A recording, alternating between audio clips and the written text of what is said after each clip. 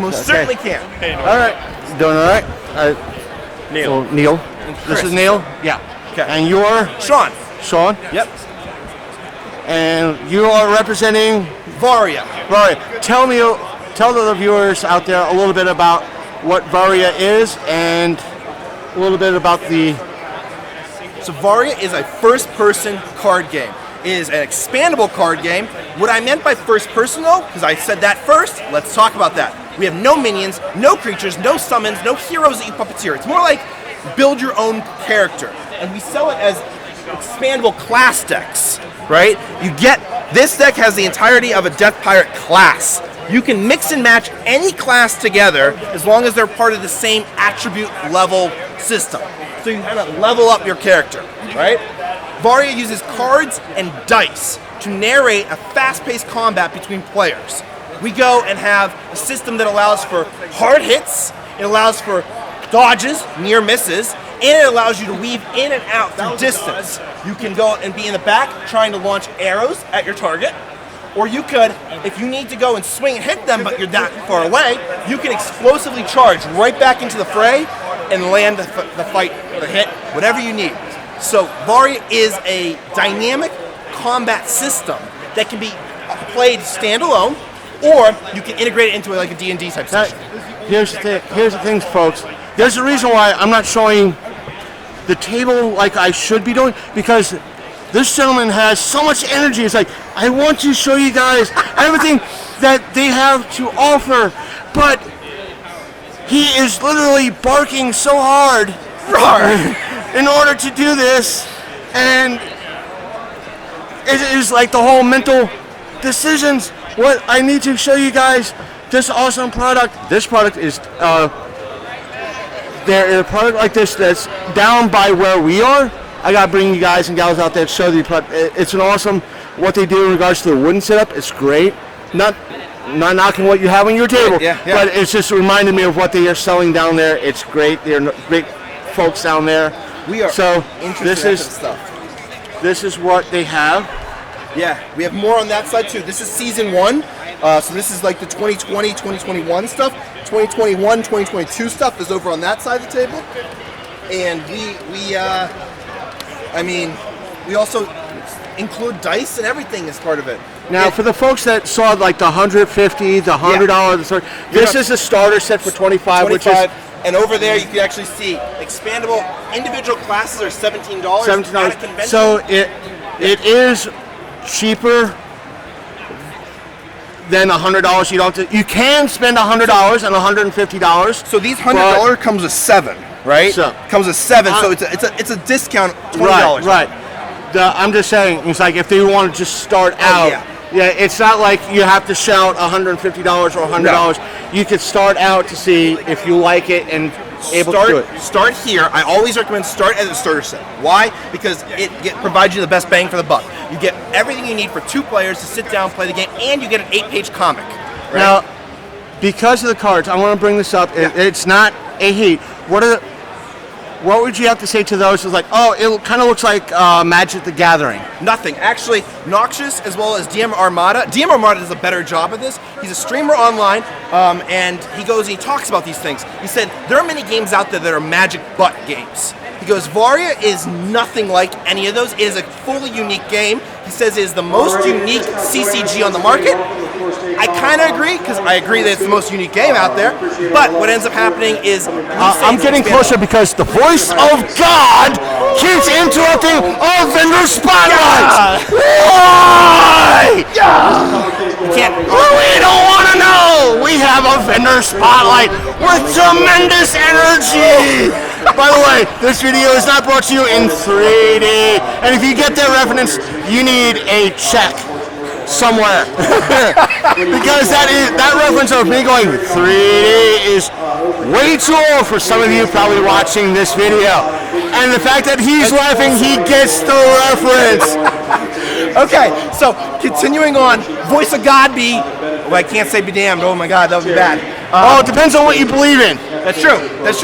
So, voice of God, I am sorry. I'm going to keep going for a little bit here, so that way we can get our vendor spotlight going. There we go. Oh, shut up! So what we have is we are not Magic Button, right? We have no creatures, no minions, none of the same mechanics. We actually narrate a story. If you want, you can actually just play with one of our players over there and just record the entire thing, all on you. But we also have what's the word? Organic play is the best way to say it, I guess. Organic play in that it's very intuitive, something that you are able to kind of pick up and learn because of how simple yet deep the complexity is. So that's the difference. We don't have any real traits with Magic or those type of TCGs. Yeah, I just wanted to bring it up because of the outline. It would probably be for if anybody who hasn't seen the other videos, the other streamers. Yeah, it might be their first question. Oh, it reminds me of. It is. So it is one of the first questions. And the crazy thing is, we have Magic's artists on payroll. So like we pull from them. We have the Mike Burnses. We have the Kekai Kutako. Right, Kekai Kutaki. I'm sorry. Like we have those type of names for our art. We do have the ability to go and say, hey, this is the roster. So it does have that feel, but like the feel, the look, right? I should say. But gameplay wise, there couldn't be totally different angles. So yeah. And we were told when we first were scouting out the table that this button has a special meaning. Now, let me just say, folks, for the yesterday, we kept hearing roars and shouting all day long. So we have a figure of this thing that you are to blame. I might be responsible for that. I don't know. Is your mic on? No, I deny everything. And the reason why is we were told that when somebody bought one of these Dragon's Word sets, which is that, y'all remove the cover. Yes. Tried to summon Batman or whomever. Yeah. And you had to roar. So yes, what ends up happening is when the button is pressed, the lights light up. There is a giant roar. Our speakers are behind here, right? And so it does help with the effect. But we were told at the last convention we attended to dial it back. So instead, what we chose to do is have the table roar with it. This is not alone $150. Instead, you get the playmats, you get a whole season 1 set with it, so you get the $100 bundle with it. It's not just that deck, but when we get people that play that, press that button, they rip a piece of paper that we have, they can tear it to shreds. We had one guy who ripped off the piece of paper, and he goes, just rips, tosses it in the air, and he was like, yeah, right? And there's an experience we're trying to give. Sure. It's an experience for and that. Folks, this is the energy that when I walked by looking for a certain person that we will be pranking if he didn't disappear again. Because he has a habit of disappearing. He's been very good. We've been spotting him. He's been like Bigfoot around here right now. But that's why I've been wandering around with this. But you were talking about the dice. Yes. Oh, so we use cards and dice. Let me see. Let's walk over here. Yes. Easier if I just go and use the existing card. So here's a blown up version of the card. Slightly oversized from what you would normally see, right, in your deck, but it gets a point across. So on the top left, you have action points. You have 10 action points per turn to perform actions. You can plan 20 action points or whatever you want, but you can only perform the first 10 action points. You have the name, the art, the rules text of the card, super types, subtypes, and then you have over here the attribute level. So you have to be a character of level 6 aggression, right, in order to go and utilize this card in your deck.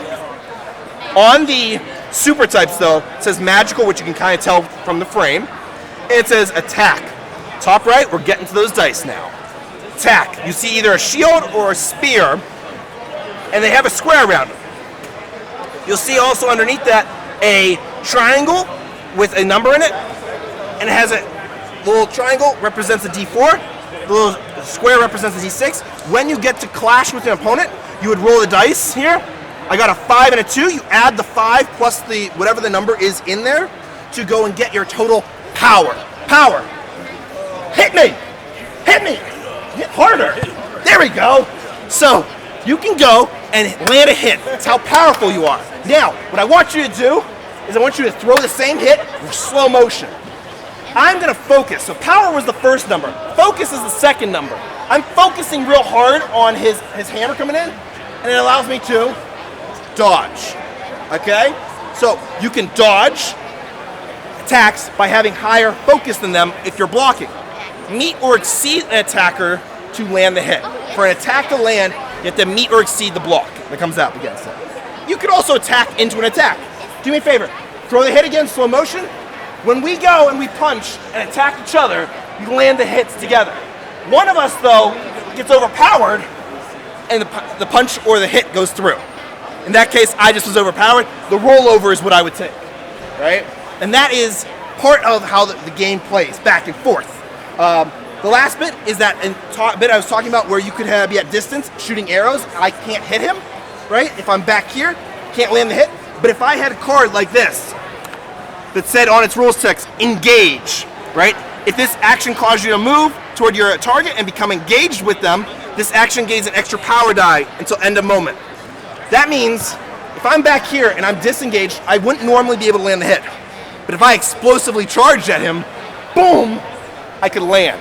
I'm not going to actually hit anyone, don't worry. But yes, I can land it. Fake weapon. Fake weapon. Yeah.